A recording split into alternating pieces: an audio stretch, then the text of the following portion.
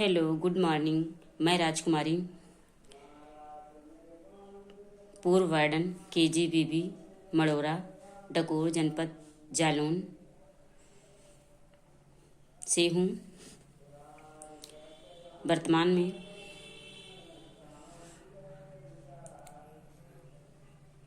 एक ट्यूटर के रूप में काम कर रही हूँ। एक छोटा सा मेरा प्रयास है। प्रयास अच्छा लगे तो शेयर, सब्सक्राइब, लाइक करना मत भूलना। बच्चों, ये बताओ, 2 और 2 मिला के कितने होते हैं? बच्चे सारे ग्रुप में सोचने लगे। मैंने बच्चों को सबसे पहले 2 आलू दिए। ये घर में आसानी से मिल जाता है, स्कूल में भी मिल जाता है, क्योंकि मैस है, हर जगह मिल जाता है। आलू की जगह आप कुछ भी प्रयोग कर सकते हैं। छोटे छोटे ढीले होते हैं, ये आसानी से घर पे मिल जाता है, इसीलिए मैंने इसका प्रयोग उचित समझा।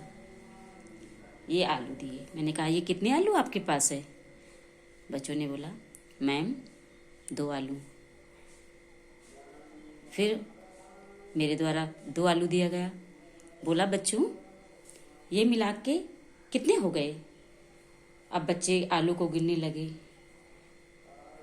1 2 3 4। मैंने कहा, बेटा फिर से गिनो। फिर उन्होंने कहा, 1 2 3 4। बच्चों ने कहा, मैम 2 और 2 मिला के 4 होते हैं। इसी प्रकार से बच्चों को हम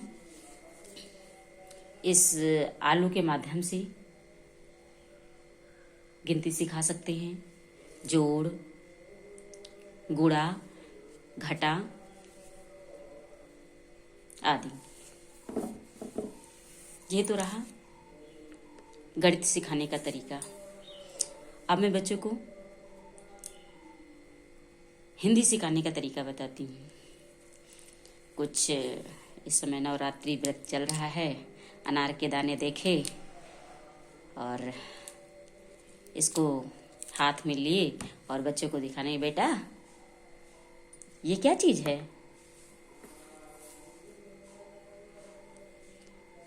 बच्चों ने कहा, ये मैम खाए तो हैं, इसका छिलका नहीं दिख रहा है मैम, बीज है किसी का। उसमें से टिंकू बोला, मैम ये अनार के दाने हैं। मिंटू ने कहा, छोटा से अनार के दाने सारे, आओ खाएं मिलकर प्यारे। बच्चे इसी तरीके से हिंदी वर्णमाला का तरीका अपनाएं तो जल्दी सीख जाएंगे। अब सिमी कहने लगी, मैम अंग्रेजी कैसे पढ़ें? मैंने कहा, ठीक है बेटा, मैं अंग्रेजी पढ़ना आपको बताती हूँ। एक ये नींबू है। बच्चों के ग्रुप में मैंने बीच में रख दिया, ऐसे बीच में रख दिया और बोला, बेटा ये क्या है? बच्चों ने कहा, मैम इसे शरबत बनाए जाते हैं, ये खट्टा होता है और इसको हम नमक लगा के चाटते भी, यानी स्वाद लेते हैं, खाते हैं। ये गांव की भाषा है। क्योंकि क्या है कि अब तो घर में रह रहे हैं तो थोड़ा बहुत तो वातावरण का असर होगा ही होगा। तो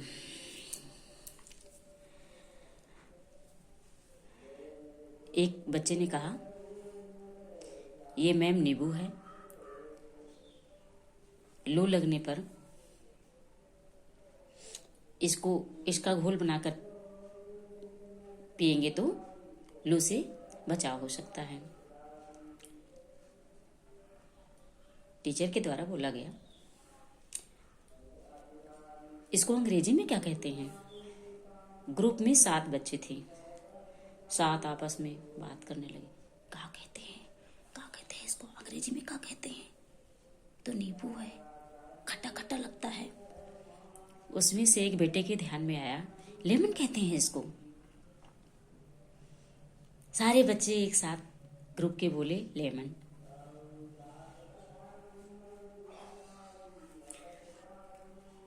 बच्चे इसी प्रकार से प्रत्यक्ष रूप से अंग्रेजी की कुछ शब्द सीख सकते हैं।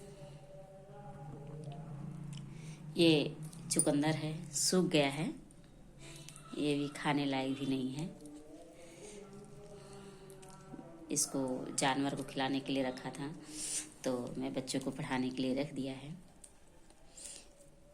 कि प्रत्यक्ष रूप से कुछ ना कुछ बच्चों को बताऊं। तो देखो बिल्कुल ये सूख गया है, फिर भी ज्ञान देने में सक्षम है।